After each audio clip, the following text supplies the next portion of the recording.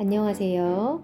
책 속에서 진주를 찾고 하루 1%씩 성장해 나가는 물된 동산 책 속 진주입니다.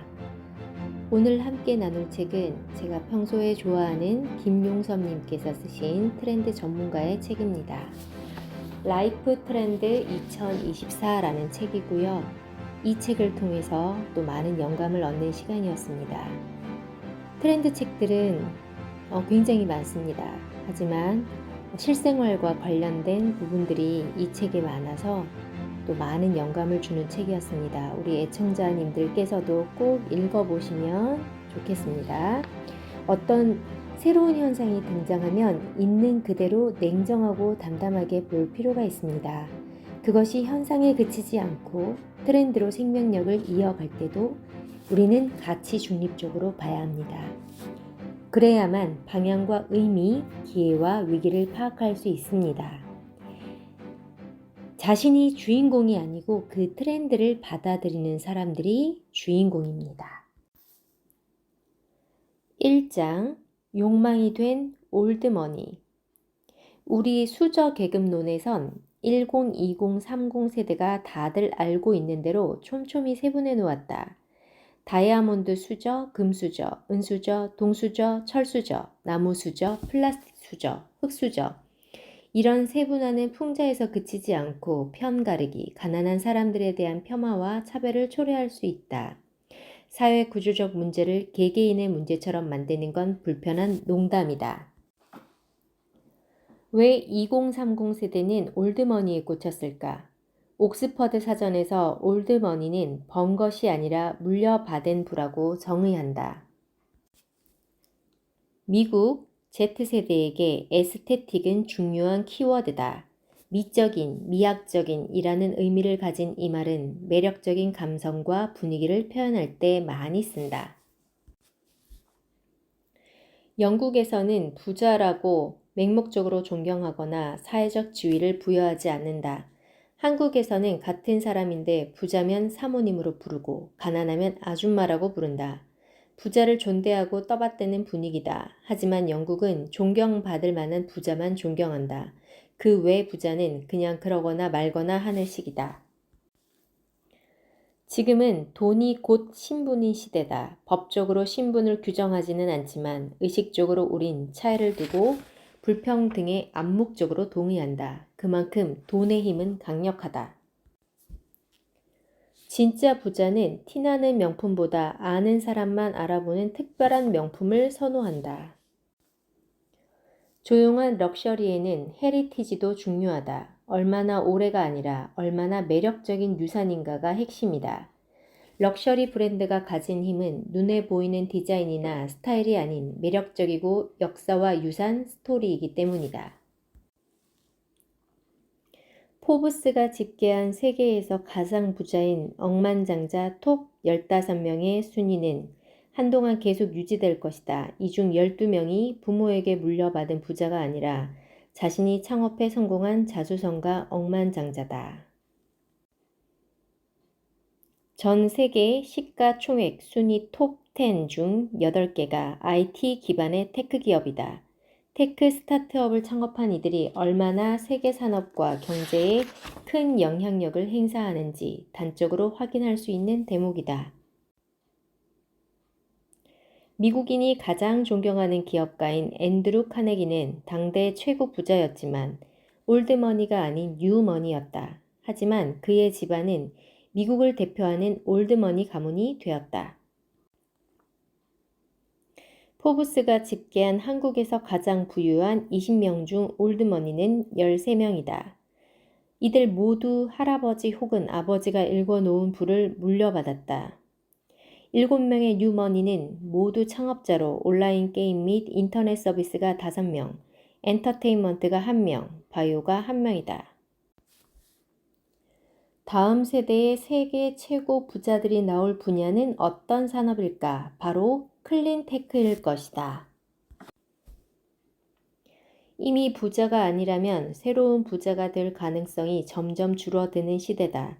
이른바 부의 고착화 시대의 올드머니의 힘은 더 강력해지고 있다. 범현대, 범삼성, 범LG, 범SK, 범롯데, 범하나 등 한국을 대표하는 재계의 올드머니 가문은 대부분 3, 4대를 이어오며 부를 키웠다. 관계 회사만 수천 개다. 뉴머니도 대를 이어서 부를 유지하면 올드머니가 된다. 단 돈만 많은 게 아니라 그 돈으로 말미암아 사회적 역할, 영향력을 가지기 때문에 가능하다. 중요한 것은 이것이다. 그래야만 부를 오래 이어갈 수 있다. 하나금융경영연구소에서 매년 발간하는 2023 대한민국 웰스 리포트에 따르면 식료품 지출이 일반 부자는 전체 지출의 23%인 반면 슈퍼리치는 5%다. 이 5%가 액수로는 분명 더 클 것이다. 중요한 점은 슈퍼리치는 식료품에 쓰는 돈의 5배 정도를 여행에 쓴다는 사실이다. 또 식료품에 쓰는 돈의 4배를 교육에 쓰고 2.5배 정도를 자기 개발과 패션 등에 쓰고 2배 정도를 오락과 문화에 쓴다. 심지어 사교 모임에도 식료품보다 더 많은 돈을 쓴다. 서울에서 올드머니가 거주하는 대표적 동네는 종로구 평창동, 성북구 성북동, 용산구 한남동, 동부 이촌동 등이다. 고급 단독주택이 많은 지역이다. 오래전부터 재벌과 총수, 유명 학자와 예술가, 고위 관료가 많이 살았고 여전히 올드머니가 많이 산다. 빈곤층 아이가 성인이 되어서도 빈곤하게 살 확률이 아주 높은 사회, 부의 고착화와 부의 대물림이 극심한 사회, 이런 현상이 갈수록 심화하는 사회가 한국이다.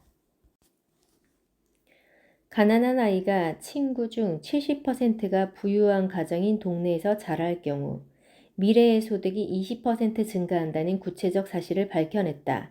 이를 경제적 연결성이라고 하는데 이것이 높을수록 경제적 계층 이동이 원활해진다.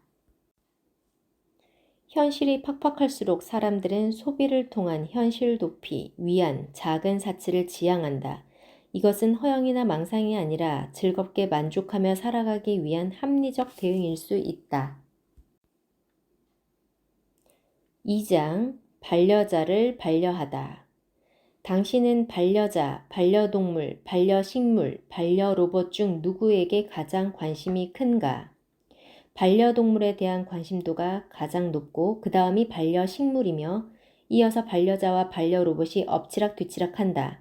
반려자는 반려로봇에 꽤 앞서는 듯 했다가 최근 들어 엇비슷하다가 살짝 밀리기까지 한다.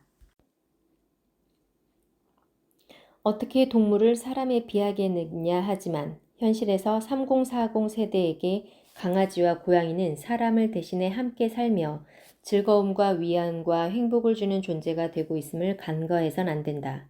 반려동물에게 쓰는 돈은 더 많아질 것이고 이에 따라 더 다양한 상품과 서비스가 나오고 더 고급화된 시장도 만들어질 것이다. 반려동물 시장은 성장세가 가파른 미래 시장일 수밖에 없다. 반려로봇은 후발주자이지만 가장 빠르게 반려의 존재로 급부상할 가능성이 있다. 아마 10년 내로 반려동물과 반려식물의 위상을 넘볼 것이다. 1인 가구 증가 추이는 앞으로 지속될 것이다. 우리뿐만 아니라 주요 선진국에서 1인 가구 비중이 높아지는 것은 거스를 수 없는 흐름이다. 현재 저출산, 저혼인, 1인 가구 증가, 반려동물 증가는 하나로 연결된 패키지나 마찬가지다. 이 흐름은 꺾이지 않는다. 그러니 이 흐름이 지속되는 상황을 기본으로 두고 이에 대한 다양한 대응과 대비를 하는 것이 최선이다. 2030 세대가 주식과 부동산에 집착하는 것은 그만큼 경제 상황이 암담하고 집값이 비싸기 때문이다. 이른바 영끌을 해서라도 주식과 집을 사야 돈을 벌 수 있다는 생각을 가져서다. 경제가 점점 침체하고 집값이 과하게 높은 사회에서 결혼은 더 먼 일이 된다. 결국 2030 세대의 이런 관심사는 돌고 돌아서 다시 저혼인, 저출산, 1인 가구 증가로 귀결된다. 부동산과 주식, 고양이 모두 연애와 결혼이 어려운 시대상을 드러내는 키워드인 셈이다. 초고령화, 외로움, 고독사 문제는 전 세계의 공통 화두다. 3장 각집살이. 이상과 현실 사이 부러움 혹은 합리주의. 각자의 집에 따로 살지만 주기적으로 만나고 사이도 좋아 보였다. 별거가 이혼에 가까운 부정적 뉘앙스라면 각집살이는 경제적 여유가 있는 부부가 할 수 있는 결혼 라이프의 한 유형처럼 인식되기 시작했다. 4장 넥스트 핫플레스의 필수 조건. 요즘 주목하면 좋을 동네는 어디인가? 가장 민감한 질문인데 틀릴 리 없는 가장 안전한 답은 성수동이다. 이미 너무 떴다고 하는 이들도 있지만 여전히 성수동은 진행형이며 전성기는 더 오래 갈 듯하다. 핫플레스의 중심 코드는 어디일까? 바로 도시 재생과 문화 예술 경험이다. 개성있고 유니크한 공간과 콘텐츠를 원하는 2030 세대가 늘어났고 대형 빌딩의 정형화된 공간으로는 이들의 욕망을 충족하기에 한계가 있다. 5장 수산물 불신 시대와 연어 그리고 푸드테크. 육류보다 수산물을 더 많이 먹는 나라에 사는 한국인은 바다의 오염 문제에 더 민감할 수 있고 오염이 초래할 타격을 더 많이 받을 수밖에 없다. 후쿠시마 오염수 방류는 2023년에만 이슈가 되고 사라질 문제가 아니라 2024년에 더 증폭될 수 있는 문제다. 수산물도 노르웨이처럼 상대적으로 후쿠시마 오염수와 거리가 먼 지역의 수입량이 더 늘어날 수 있다. 지금도 한국은 연어, 고등어 등 노르웨이산 수산물의 중요 수입국이다. 아마 2024년 국내에서 연어 소비량은 역대 최고가 되지 않을까? 러시아와 우크라이나 전쟁으로 세계 주요 식량 수출국인 두 나라의 농업 생산에 차질이 생기면서 식량 위기는 더 가속화하고 있다. 여기에 이미 진행 중인 후쿠시마 오염수 방류, 그리고 중국 원전의 잠재적 위험에 대한 불안감 등으로 인해 수산물 불신이 확산하고 있다. 이런 여러 이슈가 커질수록 푸드테크는 더 주목받게 되고 비즈니스 기회도 더 늘어난다. 누군가의 위기는 누군가의 기회다. 6장 가스레인지 사용을 금지하다. 미국에서는 유해성 문제로 가스레인지 대신 전기레인지로 오래전부터 전환이 이루어졌다. 가스레인지로 조리하는 과정에서 일산화탄소와 벤젠, 초미세먼지 등 인체에 유해한 물질이 나온다. 각국의 탄소 규제 정책이 더 빨리 강화되고 있고 자동차 제조사들이 전기차 전환을 가속화하는 데다 소비자의 환경에 대한 인식이 높아지고 있기 때문이다. 결국 전기차를 더 많이 파는 자동차 제조사가 자동차 업계를 주도하면서 더 많은 돈을 벌어들일 것이다. 텀블러나 에코백에 자기 회사 로고를 새겨서 마치 친환경에 앞장서는 것처럼 홍보하는 기업이 있다면 시대착오적이다. 이것은 전혀 친환경적이 아니다. 그린워싱일 뿐이다. 사람들은 플라스틱 폐기물을 잘 수거하고 재활용하면 플라스틱 문제가 해결될 거라 착각한다. 그러나 OECD에 따르면 전 세계적으로 폐플라스틱의 9%만이 재활용된다. 나머지 대부분은 매립지에 묻거나 소각로에서 태우거나 버려진다. 환경을 위해 하는 플라스틱 재활용이 오히려 환경에 더 나쁜 잠재적 문제를 만들어내고 있다. 단순하게 플라스틱 페트병 대신 유리병이나 캔으로 바꾸면 해결되지 않나 하는 건 순진한 생각이다. 오늘날 인류는 플라스틱 없이 살아가기 어렵다. 결국 이런 상황에 대해 정책, 제도, 법이 제대로 된 기준을 빨리 잡아주어야 한다. 7장 글로벌 보일링 2024. 지구온난화 시대는 끝났다. 지구 열대화 시대가 시작되었다. 안토니우 구테흐스 유엔 사무총장이 2023년 7월 27일 유엔 본부에서 열린 유럽연합 기후변화 감시 기구회의에서 한 말이다. 이상기후로 농작물 수확량이 줄어들면 식량 가격 폭등을 겪는다. 식량의 해외 의존도가 높은 한국 같은 나라에서는 밥상 물가의 변동성이 커질 수밖에 없다. 식량 가격이 비싸지면 서민이 먼저 타격을 입는다. 기후위기는 바다에도 영향을 주어 산호나 해초가 사라지고 수산물 어획량이 감소한다. 아울러 지구가 더워지면 빙하가 녹아 해수면이 상승한다. 세계적인 대도시는 바다와 강 가까이 있다. 해수면이 높아진다는 건 도시 일부가 잠긴다는 이야기다. 태평양 섬 국가들은 이미 심각한 생존 문제에 직면했고 한국도 서울 강남을 비롯해 상습 침수를 겪는 저지대는 위험해질 수 있다. 빙하가 녹으면 물만 불어나지 않고 얼음 속에 있던 수만 년 전 전염병균이 노출될 위험도 있다. 코로나19 팬데믹과 같은 전염병 문제를 더 자주 겪을 수도 있다는 뜻이다.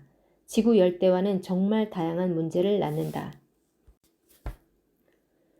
다음에 등장할 1000개 유니콘 기업은 검색 엔진이나 소셜미디어 기업이 아닐 것이다. 이들 중 상당수는 지속 가능하고 확장 가능한 혁신 기업, 즉 전 세계의 탈탄소화를 돕고 모든 소비자에게 합리적인 가격의 에너지 전환을 제공하는 스타트업일 것이다. 세계 최대 자산 운용사 블랙록의 래리 핑크 회장이 2022년에 한 말이다. 바로 클린테크 비즈니스가 가져다 줄 기회를 지적한 것이다. 앞으로 가장 많은 돈이 몰릴 분야는 클린테크다. 기후위기가 초래하는 심각한 문제를 우리는 이미 다들 걱정하고 있다.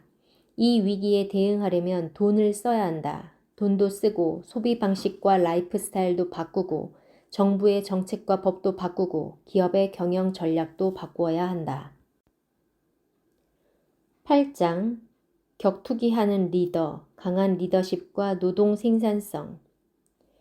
경영자가 욕먹을 각오가 되어 있어야, 아니, 욕먹는 것을 두려워하지 않아야 더 큰 성과가 나오고 앞으로 나아갈 방향을 잘 잡을 수 있다. 혁신은 웃으며 하는 것이 아니다. 누군가는 손해보고 누군가는 잘릴 수 있는 것이 혁신이다. 9장 펀 인플로이먼트와 자발적 프리터. 틱톡에서 실직, 실업자, 퇴사 등은 결코 무겁지 않다. 같은 시점 인스타그램에서 펀 인플로이먼트가 붙은 게시물은 무려 20만 개, 펀 인플로이드는 11만 개, 언 인플로이먼트는 36만 개, 언 인플로이드는 38만 개다. 확실히 틱톡과 인스타그램에서 우리는 실업에 위축되지 않는다. 확실히 Z세대 직장인의 노동관, 직장관, 실업관은 이전 세대와 다르다. Z세대에게 실업은 두려움이 아닌 자기 개발 기회다. 1980년대 후반 일본에서 나온 신조어인 프리터는 프리와 아르바이트를 합성해 만든 말로 단기 고용만으로 생계를 이어간다는 뜻이다. 취업에 실패해서 어쩔 수 없이 아르바이트만 하는 것도 프리터지만 조직 생활에 얽매이지 않고 최소한의 생계 활동만 하며 취미나 문화생활을 즐기는 것도 프리터다. 후자 중에는 정규직 일자리를 가질 기회가 있어도 스스로 프리터의 삶을 택해 살아가는 경우도 있다. 어쩌면 아르바이트만으로 살아가는데 지장이 없는 시대라는 의미이기도 하고 정규직 노동에 대한 당위를 버린 청년 세대가 많아진 시대라는 의미도 된다. 프리터는 다른 말로 하면 기고용, 플랫폼 노동 인력이다. 과거에는 안쓰럽게 봤으나 공유경제나 플랫폼 경제가 중요해진 지금 시대에는 좋고 나쁘고의 문제가 아닌 하나의 노동 형태일 뿐이다. 공무원의 퇴사가 늘어나고 공무원 시험 경쟁률이 낮아진다는 것은 어떤 의미일까? 공무원이라는 일자리가 지금 2030 세대에게 매력도가 크게 떨어졌다는 의미다. 경직된 위계 구조와 구시대적 조직 문화에다 성과에 따른 보상 체계도 미흡하고 미래 비전이 부족한 것은 과거나 지금이나 마찬가지다. 과거에는 정년 보장이 다른 아쉬움을 상쇄시켰다면 지금은 정년 보장이 동기부여가 되지 않는다. 10장 취하기 싫다면서 취하려는 사람들. 구글 트렌드에서 최근 5년간 소버라이프와 알코올 프리 등의 키워드에 대한 관심도 추이를 살펴봐도 확실히 증가세 있음을 볼 수 있다. 이것은 미국만의 이야기가 아니라 전 세계적인 흐름이다. Z세대에게 음주와 흡연은 더 이상 멋져 보이는 이미지가 아니다. 음주와 흡연에 대한 환상이나 미화를 부추긴 것은 기성세대 문화다. Z세대는 취하기 위해서가 아니라 즐기기 위해 술을 마신다. 지금의 20대는 직장 회식 문화에 회의적이고 소극적인데 현재의 10대가 나중에 20대가 되어 직장에 들어가더라도 더하면 더했지 덜하지 않을 것이다. 술, 담배 안 한다고 모범생으로 보거나 술, 담배 한다고 불량 학생으로 보는 것은 과거에는 맞았을지 모르지만 지금은 확실히 틀린 생각이다. 술, 담배가 시시해진 것일 뿐이어서 Z세대는 다른 자극적이고 과시적인 것을 찾는다.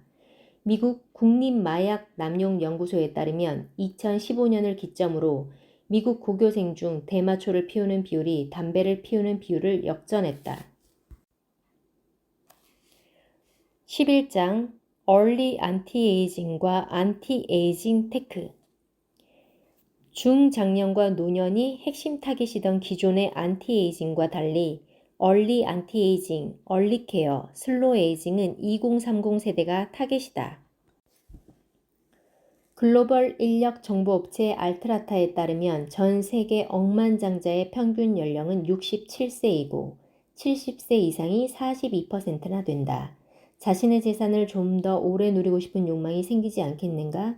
안티에이징 테크에 돈을 쏟아 부어서라도 오래 살고 싶어하는 이들이다.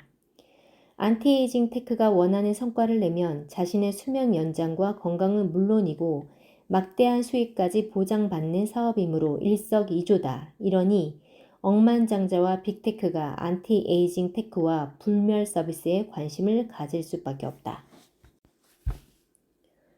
누군가는 피부에 화장품 바르는 것으로만 안티에이징 한다고 할 때 누군가는 세포 노화를 막고 장기를 재생하는 의료 기술로 몸속까지 안티에이징을 하고 또 누군가는 영생을 위한 큰 그림을 그리고 있다. 빈부격차와 양극화는 여기서도 드러난다. 12장 스마트 그레이와 에이지리스 유스 스마트 그레이, 역사상 가장 강력한 노인의 시대가 열린다. 노인이라고 다 같은 노인이 아니다. 새로운 기술을 흡수하고 시대 정신을 받아들이고 경제력까지 있는 노인을 더 이상 과거의 노인처럼 봐서는 안 된다. 소비자를 넘어 사회적 영향력을 가진 노인들이 있다. 이런 노인들을 스마트 그레이라고 명명한다. 똑똑한 노인이란 의미에서 더 확장해 경제적, 기술적, 문화적으로 진화한 노인을 일컫는다. 한국 사회에서 노인에 대한 키워드 중 가장 보편적인 스테레오타입은 꼰대 혹은 빈곤일 수 있다. X세대는 후기 베이비 붐 세대로서 한국 역사상 가장 많은 또래가 있었고 학교 다닐 때부터 치열한 경쟁을 해왔고 해외 문화의 본격 개방기를 겪으며 문화적 경험치가 높아졌다. 20대 때는 한국 경제가 가장 잘 나가던 시기와 더불어 한국 경제가 위기에 빠진 IMF 구제금융 시기를 겪었다. 극과 극의 경험, 다양한 변화의 시기를 다 누려본 것이 X세대다. 그러니 이들이 기성세대가 오랜 기간 쌓아온 삶의 방식을 따르지 않고 자신들의 방식으로 살아간 것은 당연한 일일지 모른다. 2023년 한국의 중위 연령은 45.6세다. 1993년 한국의 중위 연령이 28.4세였으니 30년 전의 20대 후반과 지금의 40대 중반이 사회적으로 봤을 때는 같은 나이가 된다. 통계청에 따르면 2030년이면 중위 연령이 49.8세가 된다. 엄밀히 말해 X세대의 중심은 1970년에서 1974년생까지 5년간 출생한 이들이다. 1970에서 1979년생 정도로 보는 것이 가장 합리적이지만 즉 넓게 보면 2024년 기준 43에서 58세, 좁게 보면 45에서 54세이고 그중 이 핵심이자 중심은 50에서 54세다. 가장 성공한 X세대는 누구일까? 한국 최고 부자이자 세계적으로 손꼽히는 글로벌 기업 삼성전자의 회장인 1968년생 이재용일까? 1970년생 정의선 현대자동차그룹 회장일까? 아니면 1978년생인 LG그룹 구광모 회장일까? 1968년생 정용진, 1970년생 이부진, 1967년생 이혜진, 1972년생 방시혁, 1972년생 봉준호 등도 분명 한국에서는 가장 성공한 X세대라 할 수 있다. 하지만 전 세계에서는 단연 1971년생 일론 머스크가 아닐까? 세계 최고 부자 1순위다. 엄밀히 말해 세대에 따른 차이보다 경제력, 소비력에 따른 차이가 더 크다. 같은 나이여도 경제력 차이가 크면 소비 태도나 라이프 스타일, 지각관과 투자관이 다르다. 심지어 극단적으로 다르다. 그러니 막연히 세대로 모든 답을 내리려 하지 말고 나이 그리고 경제력과 소비력을 기준으로 접근하는 것이 필요하다. 13장 AI의 역습과 일자리 위기의 서막. 자동화, 무인화는 인력난 해소 차원으로 볼 수 있다. 물론 다른 입장에서는 일자리 위기로 볼 수 있다. 그동안 지식노동자, 고학력 사무직 등이 우대받다 보니 대학 진학은 기본이고 명문대 진학을 선호해왔다. 하지만 AI가 가장 잘 대체할 수 있는 중 하나가 아이러니하게 지식노동자, 고학력 사무직이다. 일자리의 변화는 대학 진학에 대한 태도 변화로까지 이어질 수밖에 없다. 네, 이상이었습니다. 오늘 하루도 경제, 경영, 성장 마인드셋에 도움이 되셨다면 좋겠습니다. 오늘도 행복한 하루 되세요.